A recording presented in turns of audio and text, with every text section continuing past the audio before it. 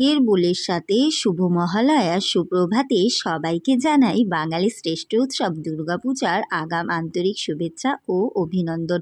আর এভাবেই চলতে থাকে সারা বৎসর ব্যাপী বাঙালির উৎসব পুজো পার্বণ, বিবিধ বৈচিত্র্যে বিবিধ প্রথায় যার উদযাপন।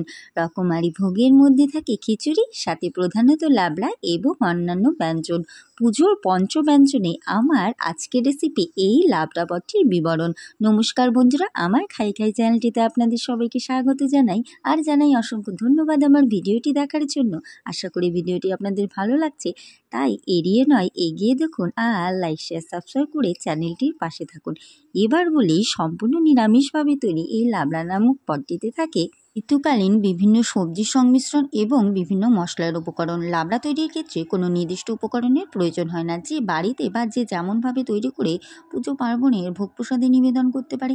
এই যেমন আজকে মহালয়ায় মা দুর্গার আগমন, আর ষষ্ঠী থেকে হবে তার ভোগ নিবেদন। আর এই পুজোর অষ্টমীর ভোগে খিচুড়ির সাথে লাবড়া দেওয়া হয় এবং প্রসাদ হিসেবে বিতরণ করা হয়। দুর্গাপুজোর পরের পরবটি লক্ষ্মী পুজো, আর লক্ষ্মীর ভোগের থালায় খিচুড়ি লাবড়া থাকবে না তা কি হয়? এইভাবেই সারা বছর ধরে বিভিন্ন উৎসব পুজো পার্বণে ভোগের সাথে থাকে খিচুড়ি লাবড়ার আয়োজন এবং প্রসাদ হিসাবে বিতরণ। আমাদের বাড়িতেও হয়নি তার ব্যতিক্রম। বাড়িতে হয়েছিল নারায়ণ বাট ঠাকুরের পুজোর পার্বণ, আর সেখানেই প্রসাদের খিচুড়ির সাথে ছিল লাবড়ার সংযোজন। সবজিতে নেওয়া হয়েছিল মিষ্টি কুমড়ো, পটল, আলু, বরবটি, বাঁধাকপি, বেগুন, কলার থুর, কাঁচা কলা, টমেটো, কাঁচা ছোলা। মশলাতে ছিল গোটা গরম মশলা, গোটা জিরে ধরে ভেজে গুঁড়ো করে রাখা, আর বাটা মশলাতে জিরে, আদা, কাঁচা লঙ্কা বাটা, সঙ্গে হলুদ গুঁড়ো, নুন, কাশ্মীরি লঙ্কা গুঁড়ো, চিনি, পাঁচফোড়ন, তেজপাতা, শুকনো লঙ্কা, ঘি আর একটি কোড়া নারকেল ইত্যাদি ইত্যাদি। এই তো গেল উপকরণ। তবে যে কোনো কিছু প্রক্রিয়াকরণের আগে তার প্রস্তুতিকরণ প্রয়োজন।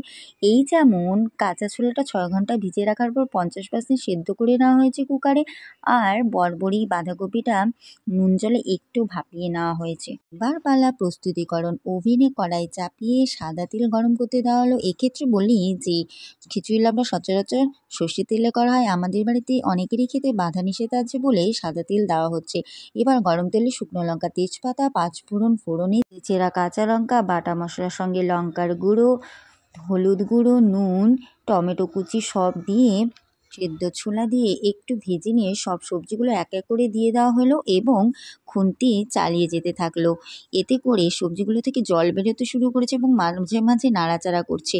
আর দেখুন কত ভালোভাবে সেদ্ধও হয়ে গিয়েছে।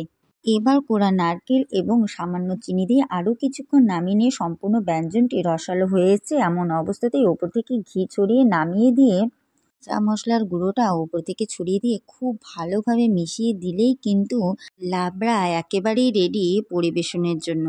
আর এর পরিবেশনটা শুধুমাত্র ভোগের নিবেদন হিসাবে বা প্রসাদের বিতরণ হিসাবে নয়, বরং উৎসব পুজো পার্বণের দিনগুলিতে আমরা ঘরোয়া নিরামিষ পদের ক্ষেত্রেও রাখতে পারি এ সংযোজন। কারণ আমরা জানি বাঙালির উৎসব পুজো পার্বণ মানেই আনন্দ, আতিথেয়তা আর আপ্যায়ন। আর এই আপ্যায়নে আমরা রাখতেই পারি সাধারণভাবে তৈরি অসাধারণ লাবড়া ব্যঞ্জনটির সংযোজন। আর এই ছিল আমার আজকের উপস্থাপন। চলুন তবে আজকের মতো বিদায়, আর আপনারা দেখতে থাকুন খাই খাই। টাটা।